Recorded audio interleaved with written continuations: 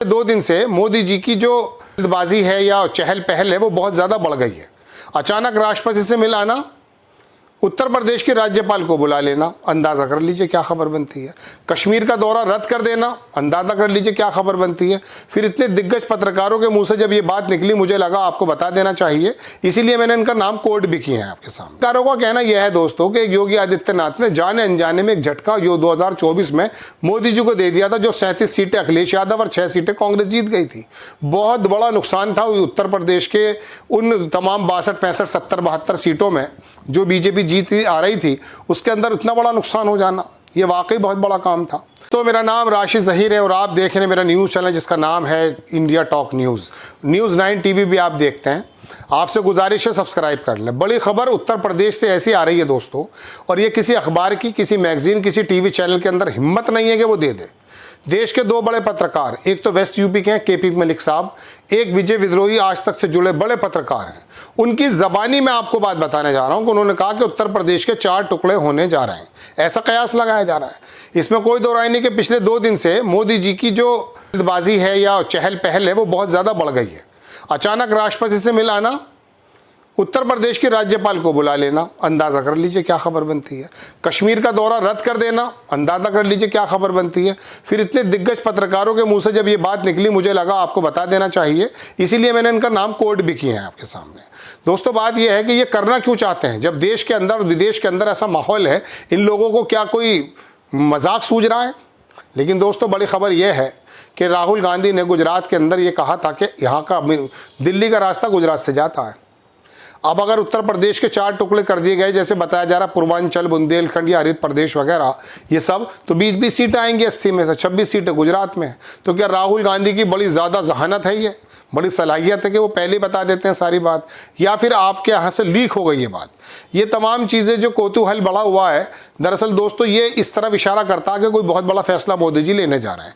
अब मोदी जी ले भी सकते हैं, 370 में देखा आपने, नोटबंदी में देखा, दुनिया भर में आप वो कर सकते हैं, उनको मज़ा भी आता है इन कामों में। बहरहाल दोस्तों, लेकिन एक खबर इसके पीछे और भी है। योगी आदित्यनाथ उत्तर प्रदेश के अंदर जिस प्रकार से अपना वर्चस्व बना बैठे, और उनका वर्चस्व महाराष्ट्र और दिल्ली और पूरे हिंदुस्तान में जाता है, उससे भी बड़े परेशान हैं। जानकारों का कहना यह है दोस्तों कि योगी आदित्यनाथ ने जाने अनजाने में एक झटका जो 2024 में मोदी जी को दे दिया था, जो 37 सीटें अखिलेश यादव और 6 सीटें कांग्रेस जीत गई थी। बहुत बड़ा नुकसान था उत्तर प्रदेश के उन तमाम 62, 65, 70, 72 सीटों में जो बीजेपी जीत आ रही थी, उसके अंदर इतना बड़ा नुकसान हो जाना, ये वाकई बहुत बड़ा काम था। तो ऐसे में कहा यह जाता कि योगी आदित्यनाथ अगर बहुत ज़्यादा दिलचस्पी लेते तो ऐसा हो जाता कि वो 300 पार कर जाते, लेकिन यहाँ पर उन्होंने दिलचस्पी नहीं ली, झटका दे दिया। अब एक झटका क्या योगी आदित्यनाथ को मोदी सरकार देना चाहती है, अमित शाह देना चाहते हैं। अब अगर झटका देना चाहते हैं तो वो उत्तर प्रदेश को अपने हाथों से कैसे निकलने दे सकते हैं? लेकिन 20-20 सीटों पे अगर समेट दिया गया, पूर्वांचल का ही बना दिया गया योगी आदित्यनाथ को, तो उनके पकड़ जाएंगे। और अखिलेश यादव जो पीडीए के दम पर उत्तर प्रदेश में अपनी राजनीति को बड़ा चमका रहे हैं, वो राजनीति भी सारी उथल पुथल हो जाएगी। यादव अलग चले जाएंगे, मुस्लिम अलग चले जाएंगे, कुछ किसी को हरियाणा में जोड़ दिया जाएगा, किसी को दिल्ली जोड़ दिया जाएगा। अरे क्या आप बात, एक शेर याद आ जाता है, उसने चाहा था जला दूँ मैं तेरी तस्वीरें, उसने लिखा था मिटा दूँ मैं तेरी तहरीरें, सोच ली मगर मैंने कुछ और ही तदबीरें, तेरे खत आज मैं गंगा में बहा आया हूँ। तो तूने कुछ भी सोचा था, उसने कुछ और सोच लिया है। तो हाल आला कमान के मोदी जी और शाह साहब कुछ और ही सोचते हैं दोस्तों। बड़ी खबर, बड़ा कौतूहल, बड़ी चहल पहल दिल्ली उत्तर प्रदेश में चल रही है। हो सकता है, मैंने कहा ये किसी टीवी की, हालांकि टीवी की तो झूठी खबरें होती हैं, और ये किसी अखबार की, वो भी बहुत ज़्यादा कंप्रोमाइज़ खबरें होती हैं, लेकिन बहरहाल मेन खबर जो है ये कौतूहल से जागी, मुझे लगा आपको बता देना चाहिए। अगर ऐसा होता है तो एक तीर से कई सारे निशाने हो जाएंगे। योगी आदित्यनाथ भी ठिकाने लग जाएंगे, अखिलेश यादव की राजनीति भी थोड़ा ऊपर नीचे आ जाएगी, ख़त्म हो जाएगी।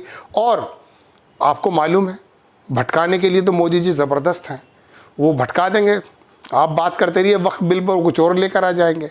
ट्रंप ने हाल क्या कर दिए हैं, टैरिफ ने हाल क्या कर दिए हैं, यहाँ के कितने लाख करोड़ रुपए डूब गए हैं, आपको कोई चिंता नहीं। आपको चिंता यह है कि मुल्लाओं के वक्फ बोर्डों को कैसे लूटा जाए।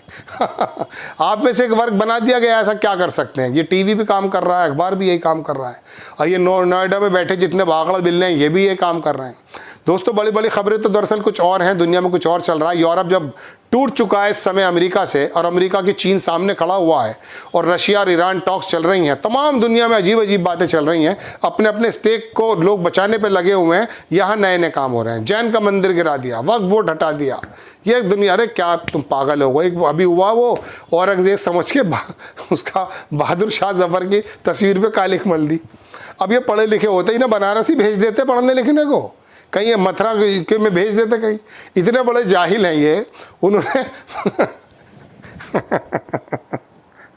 माफी चाहूँगा, मुझे वो सीन याद आ गया। औरंगजेब समझ के बहादुर शाह जफर की मुंह को काला कर दिया। अब बहादुर शाह जफर यूँ कह रहे होंगे, अरे यार मेरे 2 लड़के प्लेट में आए थे, उनकी गर्दनें लाए थे अंग्रेज़, मुझे क्या कर रहे हैं ये औरंगजेब पे नारे क्यों लगा रहे हैं। अब वो वहाँ पे औरंगजेब हंस रहे होंगे कबर में लेटे हुए। दरअसल उनकी कबर को उखाड़ने की बात भी की जा रही है। क्या क्या उखाड़ोगे भाई छोड़ो।